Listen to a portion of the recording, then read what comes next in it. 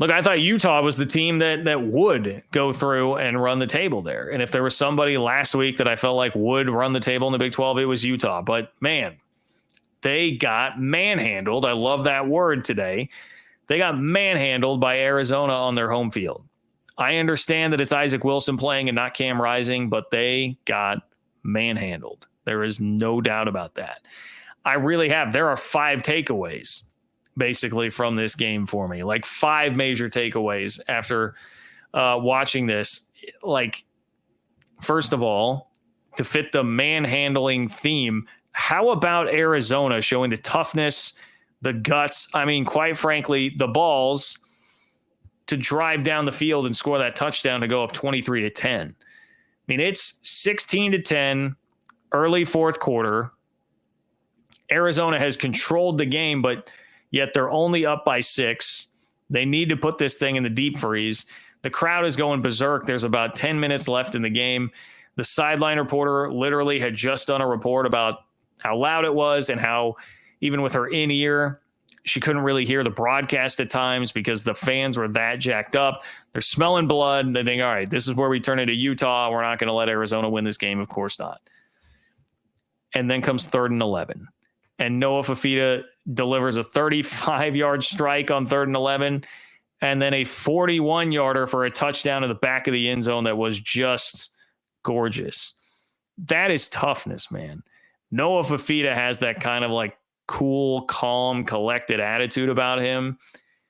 That showed up in spades with those 2 plays and moving the football on that drive. And that, by the way, was all coming off of a Noah Fafita interception in the end zone. When they could have delivered the kill shot, he got picked in the end zone, and then Utah had drawn to within a score. Every reason in the world to think that Arizona would wilt in that moment, but they didn't, because in the scope of manhandling Utah comes, they just out-tough them in areas, and that was toughest moment of the game. Toughest moment of the game there is facing 2 3rd and 11s with the crowd at full throat, Utah with the momentum. You screwed up your chance to drive a knife through their heart, and yet you still are able to do it anyway because Noah Fafita is fearless and drives you down with an incredible drive, an incredible throw to the back of the end zone for the touchdown. So, man, it's takeaway number 1. If you thought Arizona wasn't tough, you better go rewatch that drive. And point number 2 here is, like I said earlier in the show, to be honest, I had developed a thought that Arizona was a little bit soft. I did. Little bit soft is not what you saw out there. That defense had 2 picks. They had 8 pass breakups. They had 7 TFLs. They were all over the place. Utah decided they wanted to keep challenging a probable first-round pick at corner. That was not going well. That was not going well at all.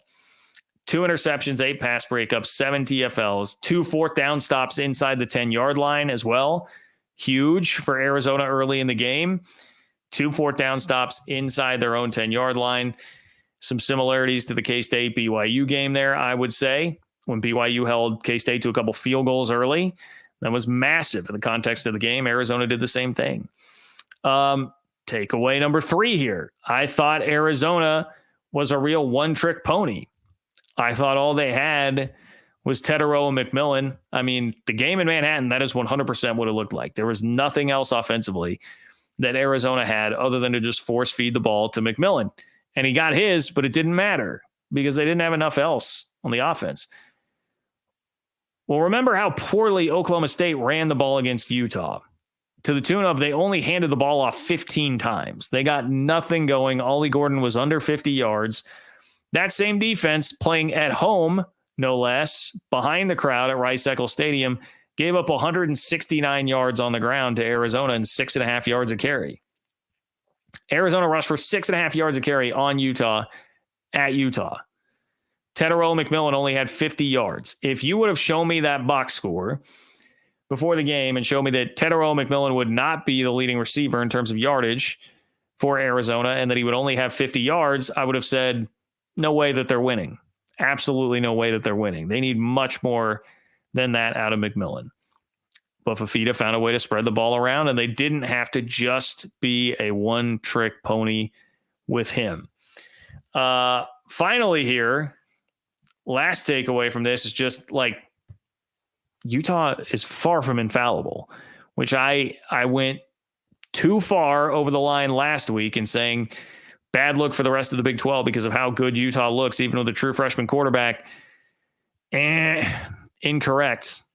Only rushed for 2.9 yards per carry against the Arizona defense that allowed almost 6 yards a carry to K-State the last time they played. So it's about half. They got about half of that. Utah could not run the ball. They were able to run the ball against Oklahoma State's front. They could not run the ball against Arizona. That is a tremendous, tremendous compliment to Arizona and what they were able to do. Beyond that, turnovers, Isaac Wilson still having some problems there, not being able to capitalize in short yardage when they needed to on those first early drives. Utah has problems. Like, newsflash, Utah has problems. If they can get a healthy Cam Rising back, maybe they can ascend to the point where they have the ability to work through some of those issues more. Like, Rising gives you more of a chance to have a negative play, get pushed back 5 yards, and not have to worry about it as much. Rising, you're going to have to worry less about turning the ball over, but he is good enough at making that offense go that you can make up for some mistakes. Don't know that they really have that right now with Isaac Wilson, and he's also going to just make more mistakes in general. Finally, I guess here was the actual last, if we're going number 5 here. The number 5 take out of this game is just total deja vu with Cam Rising. I don't know how anyone could feel really confident about any sort of outcome on that this year. I hope for the best. I hope the bye week makes all the difference and we can stop talking about this. But it just, when you already have, and for me, it's not trauma, but for Utah fans, a level of trauma from last year going through the Cam Rising situation, and now we're doing this again, and it's already the second week, and now we've lost a game. Very deja vu. Very, very deja vu. And the truth is, Utah is not on a level yet. Not on a level yet, like I had assumed last week, where they can just plug in the true freshman quarterback and keep it totally rolling and just roll through a conference. Can't do it. Utah is not there yet. We definitely learned that.